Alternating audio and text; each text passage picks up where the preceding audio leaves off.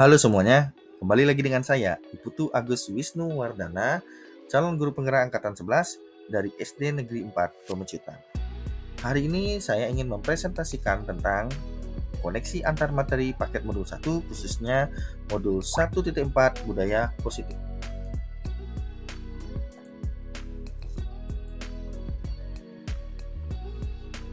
Kesimpulan terkait peran saya dalam menciptakan budaya positif di sekolah adalah sebagai calon guru penggerak yang memiliki peran sebagai agen perubahan sudah seharusnya menginisiasi sebuah perubahan yang dimulai dari terciptanya lingkungan belajar yang positif dan kondusif sebagai tempat belajar bagi siswa.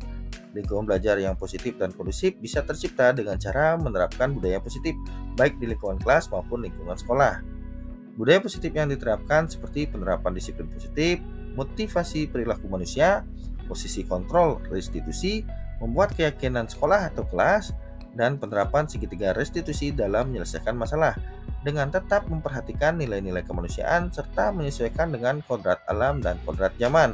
Tentu hal ini sejalan dengan filosofi pendidikan menurut Ki Hajar Dewantara.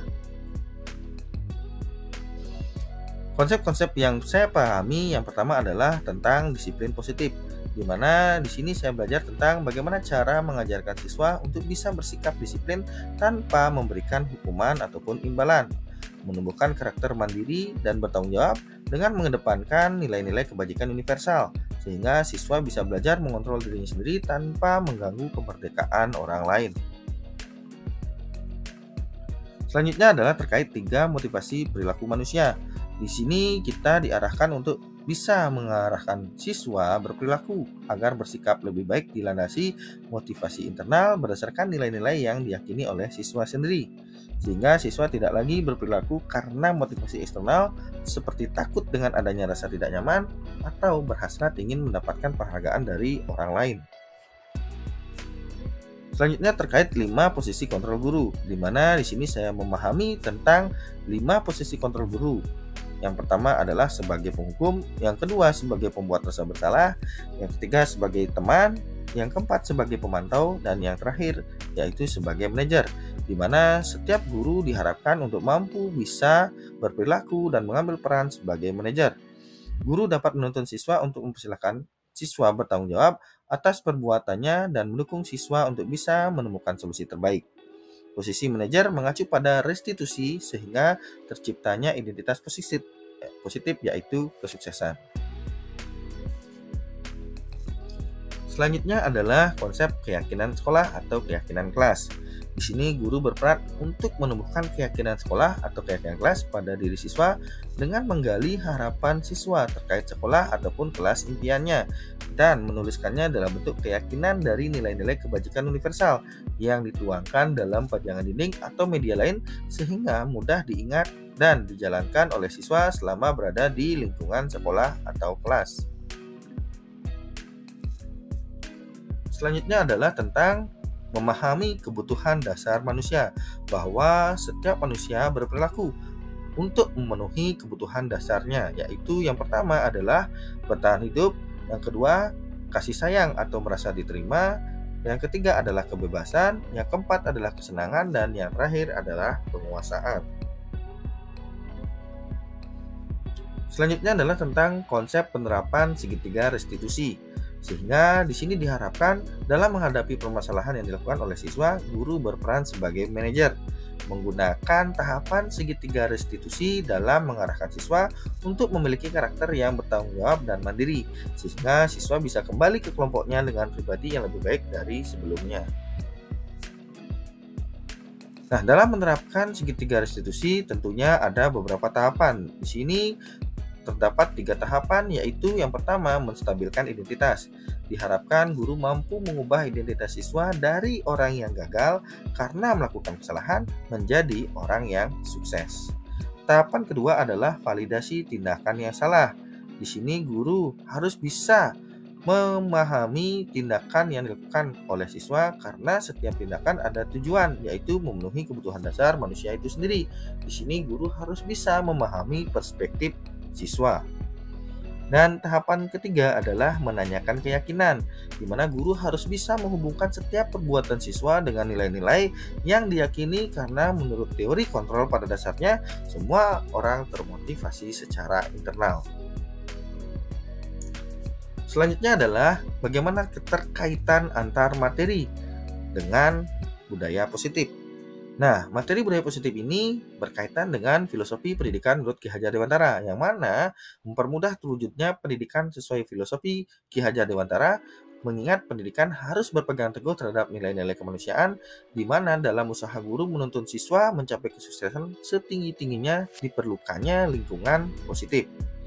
Yang kedua, hubungan budaya positif dengan nilai dan peran guru penggerak. Penerapan budaya positif akan mempermudah guru yang sudah memiliki 5 nilai guru penggerak dalam menjalankan perannya sebagai agen perubahan. Budaya positif akan melahirkan lingkungan yang positif, yang nyaman digunakan sebagai tempat belajar bagi siswa. Dan hubungan budaya positif dengan modul visi guru penggerak adalah di mana visi guru penggerak harusnya sejalan dengan perannya sebagai agen perubahan, sehingga diharapkan mampu membuat prakasa perubahan yang berpihak kepada siswa.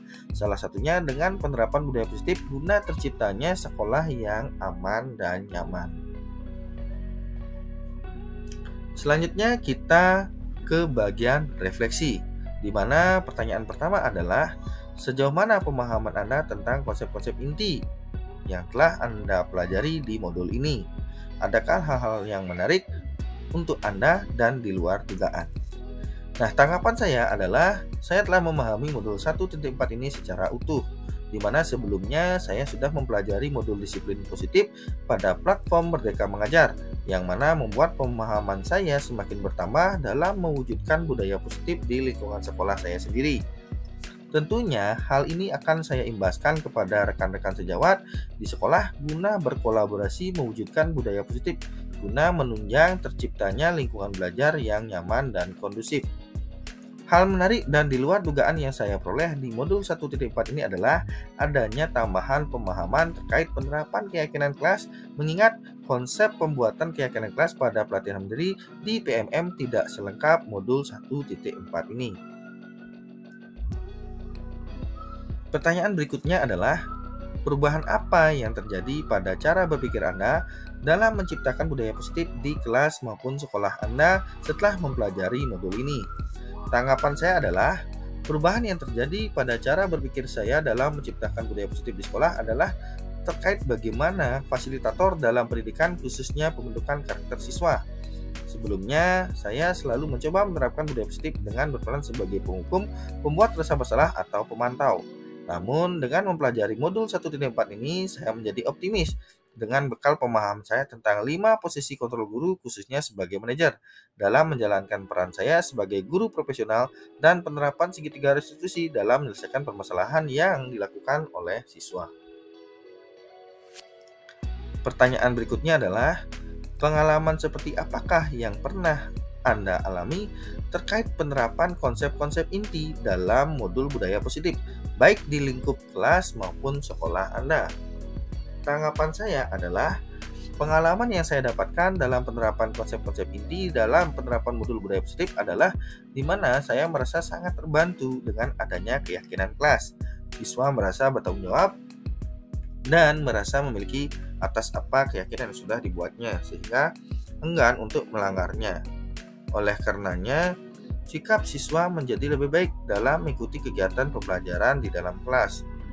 Pengalaman lain adalah di mana saya menangani permasalahan siswa dengan segitiga restitusi, di mana siswa terlihat lebih bertanggung jawab dan mandiri dalam mencari solusi terbaik dan efektif untuk memperbaiki kesalahannya guna menjalankan nilai-nilai kebajikan universal yang diyakininya.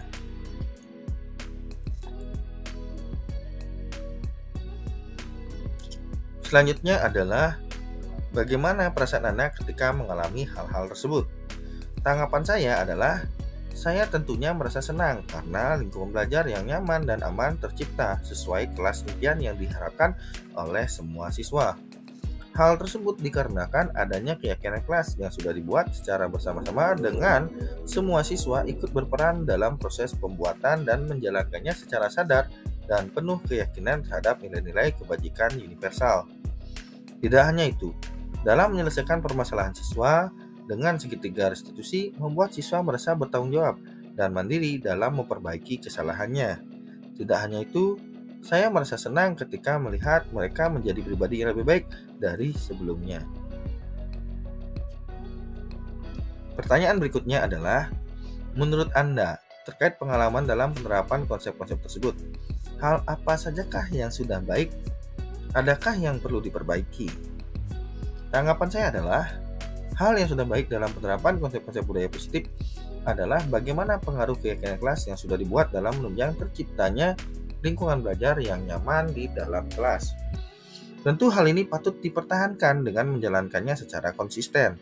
Yang perlu diperbaiki adalah bagaimana saya selalu bisa secara sadar menerapkan posisi kontrol selaku manajer dan penggunaan konsep segitiga restitusi dalam menyelesaikan permasalahan yang disebabkan oleh siswa. Mengingat terkadang saya bisa dipengaruhi oleh keadaan dan tanpa sengaja berlaku sebagai pemberi rasa bersalah atau penghukum. Oleh karenanya, perlu penerapan secara konsisten dan secara sadar. Pertanyaan berikutnya, sebelum mempelajari modul ini, ketika berinteraksi dengan murid berdasarkan 5 posisi kontrol, posisi manakah yang paling sering Anda pakai dan bagaimana perasaan Anda saat itu? Setelah mempelajari modul ini, posisi apa yang Anda pakai dan bagaimana perasaan Anda sekarang? Apa perbedaannya? Tanggapan saya adalah, posisi kontrol yang sering saya gunakan dalam berinteraksi dengan murid adalah sebagai penghukum, pembuat rasa bersalah, atau pemantau. Saat itu saya merasa saya bisa mengontrol sikap dan perilaku siswa guna terwujudnya kedisiplinan di sekolah. Namun setelah mempelajari modul 1.4 ini, saya merasa bersalah, sehingga bertekad untuk secara konsisten menerapkan segitiga restitusi dalam menyelesaikan permasalahan yang disebabkan oleh siswa dan mencoba selalu memposisikan diri sebagai manajer. Saya merasa senang karena siswa bisa memiliki karakter bertanggung jawab dan mandiri. Siswa mampu memahami nilai kebajikan universal dan ingin menjadi diri sendiri dengan nilai-nilai yang telah mereka yakini. Pertanyaan berikutnya, sebelum mempelajari modul ini, pernahkah Anda menerapkan segitiga restitusi ketika menghadapi permasalahan murid Anda? Jika iya, tahap mana yang Anda praktekkan dan bagaimana Anda mempraktekannya?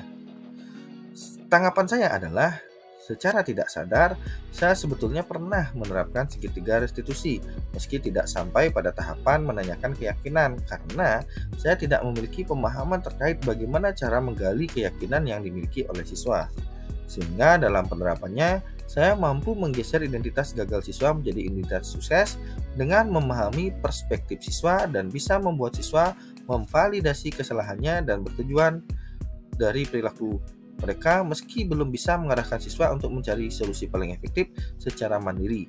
Sehingga lebih sering solusi tersebut datang dari saya sendiri, bukan dari inisiatif siswa. Sehingga ada rasa terpaksa bagi siswa dalam mengambil solusi tersebut dan itu membuat siswa merasa tidak nyaman karena adanya motivasi eksternal.